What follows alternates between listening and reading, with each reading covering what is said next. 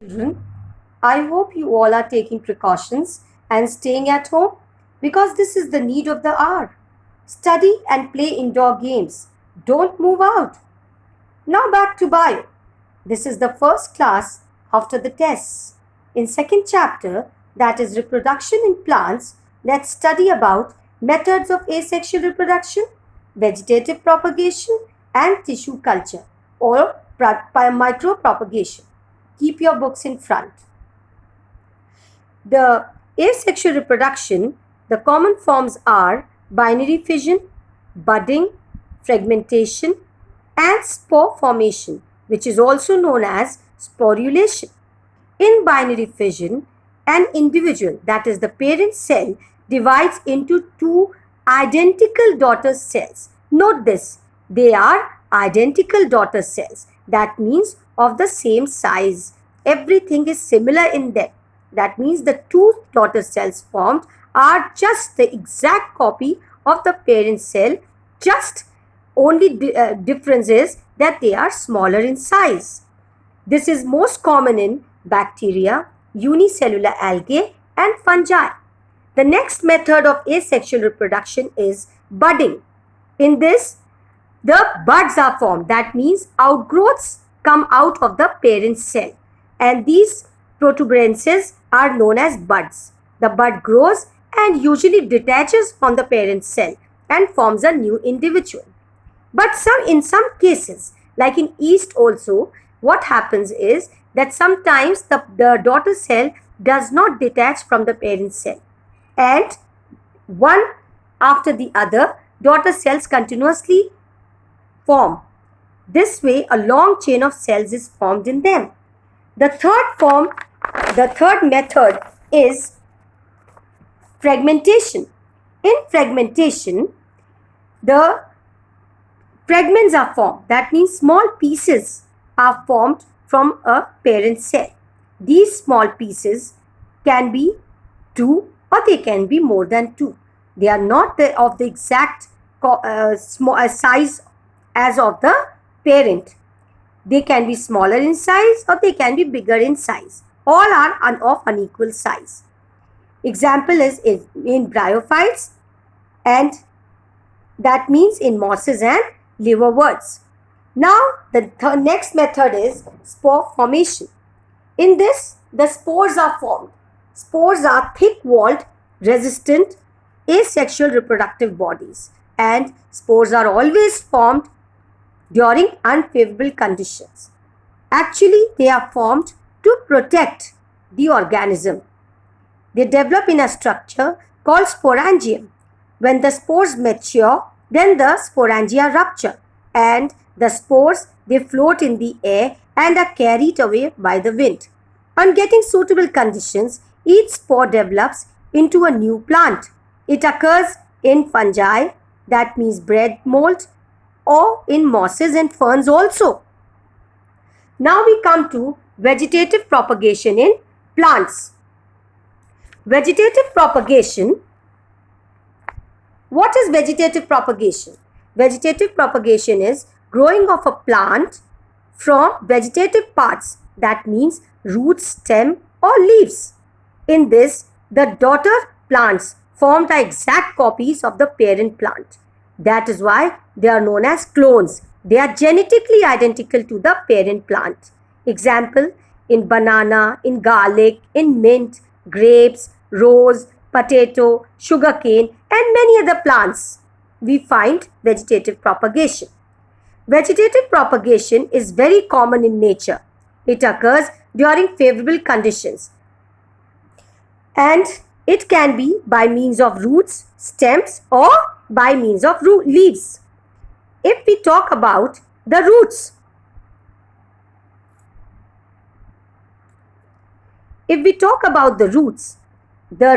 they modify in dahlia, sweet potato, in asparagus. The roots become swollen due to stored food and remain underground. New plants grow from these roots in the next season. Then through modified stems.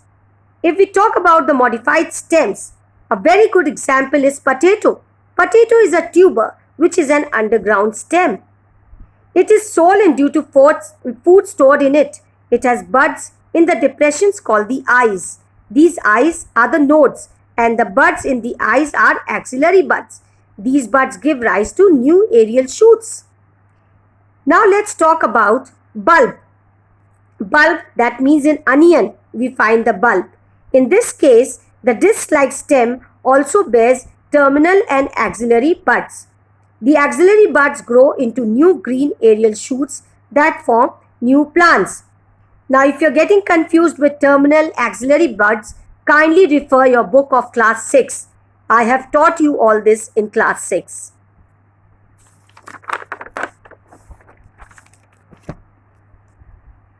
Rhizome. It is a branched underground stem that swells up due to storage of food. It bears buds which grow into aerial shoots and form new plants. Example, turmeric, sugarcane, banana and bamboo. Comb. This is also one of the modified stem. Example in gladiolus. In all these, you must learn the examples of these modified stems and modified roots. Propagation by subaerial stem is also there.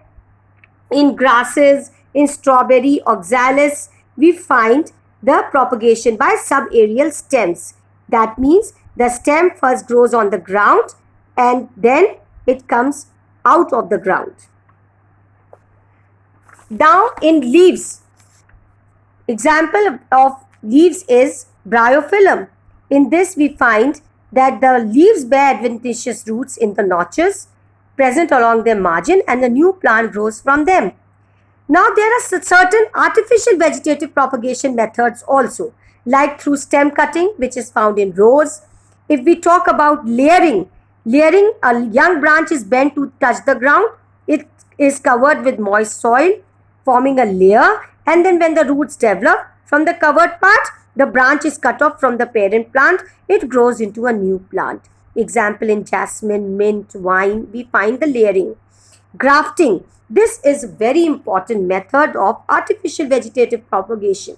In this, cutting with buds of one plant called the scion is kept over the cut stem of another plant called the stalk. That means the scion bears the bud and it is kept over the stalk, and the stalk forms the roots of the plant.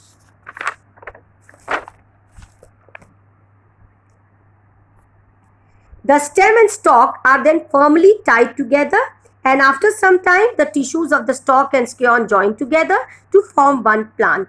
The stalk supplies the essential nutrients in the scion. This is very common in rose, guava, mango, lemon, orange, etc. Now let's talk about tissue culture. Tissue culture, as the name tells you, this is the development of a daughter plant through tissues. And this method is also known as micropropagation. Micropropagation is the process of growing new plants by cell culture or tissue culture technique. You must learn this. In tissue culture technique, a small piece of tissue, which is known as explant, is cut off from the growing tip of a plant and it is kept in nutrient medium under aseptic conditions. Aseptic conditions means the conditions in which are germ free. That condition is just germ free. Its cells divide rapidly and form a cell mass called callus. The callus is then transferred into another nutrient medium containing plant hormones, and this way the callus develops into new several plantlets. These plantlets are grown in pots filled with soil, and then we get the new plants. The artificial propagation is very common and is used in horticulture. It is helpful in developing high yielding and disease resistant varieties. By tissue culture, thousands of plants are developed from a tiny piece of the plant. Vegetative propagation, in this, the plants rapidly multiply and genetically identical offsprings are formed. They are very easy to grow, and even if the plant does not have seeds, the multiplication is possible. But the disadvantage of vegetative propagation is that the daughter plants are genetically identical. So there are chances to get infected if any disease is there in the farm. and overcrowding may result because such plants grow in the same area as there is no dispersal of plants. Now we have completed the topics. What your work is that you are going to draw the diagrams of binary fission, budding in yeast, fragmentation in Spirogyra, spore formation in Rhizopus. You are going to draw these diagrams and learn the various methods, especially grafting and tissue culture. In case of this natural methods of vegetative propagation, you have to just learn the examples of modified roots, modified stems, and modified leaves. Alright, the next class is tomorrow. Thank you.